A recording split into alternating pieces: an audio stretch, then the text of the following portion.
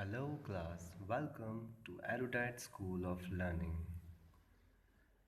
And for class 6th and 7th, this is your lecture number 5 on geometry.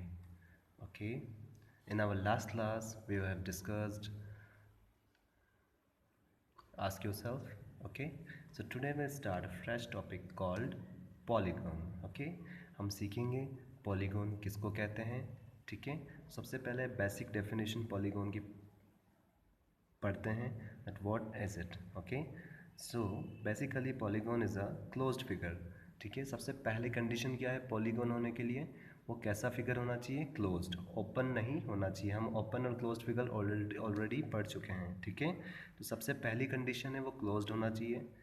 Then second condition है made by joining 3 और more line segments, 3 या 3 से ज़्यादा line segment. Second condition क्या बोली है, polygon. आपको अगर पॉलीगॉन होना है तो आपको क्या क्या होना पड़ेगा, एक तो क्लोज्ड फिगर होना पड़ेगा, एक तो आप क्लोज्ड होने चाहिए हो, दूसरी चीज़ क्या होनी चाहिए, कम से कम 3 लाइन होनी चाहिए आप में, या फिर 3 से ज़्यादा होनी चाहिए. ठीक है, लाइन सेगमेंट होने चाहिए, कर्व नहीं चलेगा, क्या होने चाहिए, लाइन सेगमेंट, सीधी स्ट्रेट लाइन सेगमेंट्स होने चाहिए, where each line segments intersects exactly two other line segments.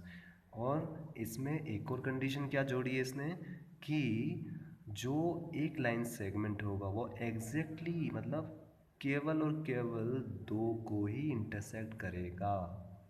ठीक है, ये पॉइंट बहुत ज़रूरी है आपको समझना कि कोई भी एक लाइन सेगमेंट है, सपोज़ ये वाला एक ट्राइंगल का हम एग्जांपल लेते हैं कि अगर हम ट्राइंगल को पॉलीगॉन बुला रहे हैं तो क्यों बुला रहे हैं, क्योंकि अगर इसका एक लाइन सेगमेंट है तो वो एग्जैक्टली मतलब ना तो इससे कम, ना 2 से कम, ना 2 से ज़्यादा को इंटरसेक्ट करेगा, 2 को ही इंटरसेक्ट करेगा. एक तो देखो ये इंटरसेक्ट कर रहा है इसको, और एक इसको इंटरसेक्ट कर रहा है. ठीक है, अगर इसको हम नाम दे दें अभी फ़िलहाल, suppose let give it name A, इसके वर्टेक्स को अगर हम नाम दे दें तो जो BC लाइन सेगमेंट है, BC वाली जो साइड है, ठीक है, इसको लाइन सेगमेंट बुला सकते हैं. ये एग्जैक्टली 2 को इंटरसेक्ट कर रही है, किस किस को, एक तो BA को और एक CA को.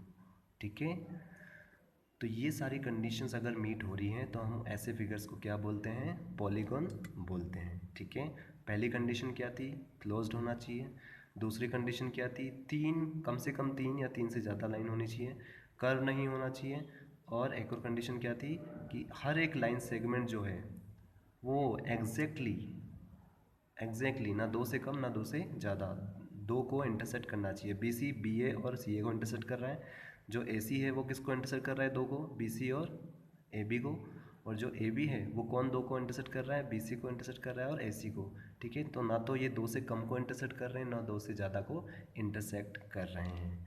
ठीक है, for example triangle, quadrilateral, pentagon, नाम देख के घबराइए मत. ट्राइंगल तो हम बचपन से पढ़ते आ रहे हैं, क्वाड्रिलेटरल, पेंटागन ये सब अभी आएंगे. ठीक है, अभी हमें क्लियर हो जाएगा. पेंटागन, ऑक्टागन, सारे पॉलीगॉन्स जो हैं, जितने भी पॉलीगॉन्स हमारे सिलेबस में हैं या जिसके नाम हमें दे रखे हैं, अभी आगे आएंगे, हम पढ़ेंगे उसके बारे में. ठीक है, so these basically this for example for right now it's given. ठीक है, now if all sides of a polygon are equal and all angles are also equal. क्या बोल रहा है ये, ऐसा पॉलीगॉन, पॉलीगॉन तो ये सब हो जो इस कंडीशन को सेटिस्फाई कर रहा है वो पॉलीगॉन होगा, लेकिन उनमें से भी ऐसे स्पेशल पॉलीगॉन्स जिनकी सारी साइड एक तो इक्वल हो, सारी साइड इक्वल होनी चाहिए और सारे एंगल भी इक्वल होने चाहिए.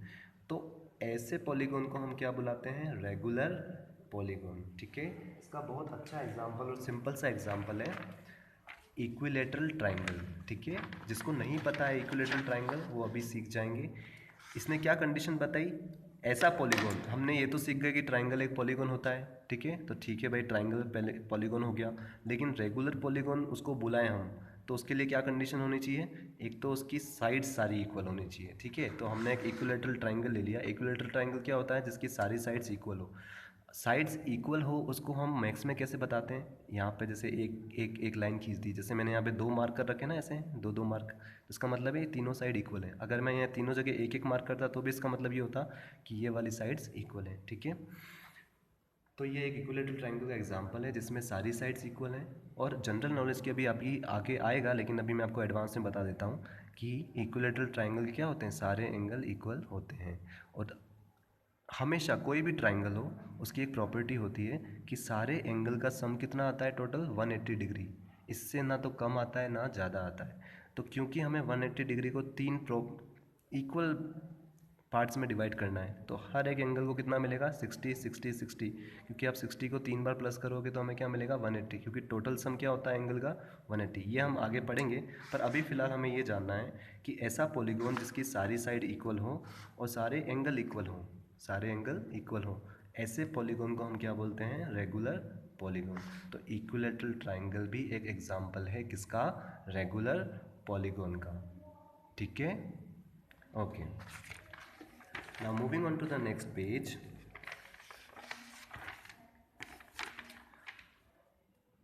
Now we will study sides, vertices and diagonals. ठीक है, साइड्स क्या होती हैं पॉलीगॉन की, वर्टिसेस क्या होती हैं और डायगोनल्स क्या होते हैं। ठीक है, एक एक करके हम इन टर्म्स को समझेंगे, इन कीवर्ड्स को। कंसीडर द गिवन फिगर, इस फिगर को कंसीडर करते हुए हम एज एन एग्जाम्पल समझेंगे साइड्स किसको बोलते हैं। ठीक है, अभी मैंने आपको एक चीज़ बताई थी कि साइड्स भी क्या होती हैं, एक तरह की लाइन सेगमेंट्स ही होती हैं। ठीक है, अगर हम इस पॉलीगॉन की बात करें जो अभी लास्ट एग्जाम्पल हमने डिस्कस किया था, अगर इस पॉलीगॉन की बात करें तो इसकी साइड कौन कौन सी हुई, AC। एक तो कौन सी साइड हुई, AC। तो साइड क्या है, एक तरह से लाइन सेगमेंट है। ये देखो दो एंड पॉइंट है, और हमने पढ़ा है कि लाइन सेगमेंट को कैसे रिप्रेजेंट करते हैं, AC के ऊपर लाइन सेगमेंट का सिंबल बना दिया। ठीक है, तो साइड का मतलब ही क्या होता है, एक तरह से ये एक लाइन सेगमेंट है, तो साइड को हम कैसे रिप्रेजेंट करते हैं, AC साइड। इसका मतलब क्या है, ये साइड है AC, और एक और कौन सी साइड है, BC। ठीक है, और एक और कौन सी साइड है हमारे पास, AB। ठीक है, अब इस एग्जाम्पल पे आते हैं। इसमें कौन कौन सी साइड्स है, AE। ठीक है, ये बड़ा पॉलीगॉन है, इसमें 5 साइड्स हैं, AE, ED, CD, BC और AB। ये 5 साइड्स हैं इस पॉलीगॉन की। Okay, now any two sides with a common end point are called adjacent sides. हमने लास्ट क्लास में क्या पढ़ा था, एडजेसेंट एंगल्स। आज की रिसर्च में भी एक एग्जांपल लिया था हमने एडजेसेंट एंगल का, और उसकी लास्ट क्लास में भी हमने क्या पढ़ा था, एडजेसेंट एंगल्स। ऐसे ही एडजेसेंट साइड्स भी होती हैं। एडजेसेंट साइड्स कौन सी होती हैं, आसपास वाली, जैसे AB और BC, ये क्या हो गई, पड़ोसी, एक दूसरे के जो पड़ोसी साइड्स होती हैं उसको क्या बोलते हैं, एडजेसेंट साइड्स। तो यहाँ पे AB और BC एडजेसेंट साइड्स है, BC और CD एडजेसेंट साइड्स है, CD और DE एडजेसेंट साइड्स है। ठीक है, the meeting point of a pair of side, pair मतलब जैसे ये एक पेयर है CD और DE, इनका जो मीटिंग पॉइंट होता है, जैसे AE और ED है, इन दोनों का जो मीटिंग पॉइंट है उसको क्या बोलते हैं, वर्टेक्स। ठीक है, ये हम कब से बहुत सारे फिगर में हम सीखते आए कि वर्टेक्स कॉर्नर को बोलते हैं। तो ये भी एक कोना है, इसको भी वर्टेक्स बोलेंगे, इसको भी वर्टेक्स बोलेंगे, इसको भी एक वर्टेक्स बोलेंगे, इसको भी एक वर्टेक्स बोलेंगे। तो टोटल कितनी वर्टेक्स मिली हमको, 5 वर्टेक्स। ठीक है, so side AB and BC, AB और BC कहाँ मीट कर रही है, B पे, तो B भी क्या हुआ, वर्टेक्स हुआ। किसका हुआ, B is a vertex of polygon ABCD। ये जो ABCDE पॉलीगॉन है, इसकी वर्टेक्स कौन कौन हुई, B। ऐसे ही C भी एक वर्टेक्स है, A भी एक वर्टेक्स है, D भी एक वर्टेक्स है, और E भी एक वर्टेक्स है। ठीक है, अब देखो बच्चों, जैसे हम एक पेन को क्या बोलते हैं, वन पेन, लेकिन जैसे एक से ज़्यादा हो जाते हैं, प्लूरल हो जाता है, तो क्या बोलते हैं, टू पेन्स, PENS, एस लगा देते हैं। वैसे ही वर्टेक्स में क्या होता है, अगर हम एक वर्टेक्स की बात कर रहे हैं तो स्पेलिंग कौन सी यूज़ में लेते हैं, VERTEX।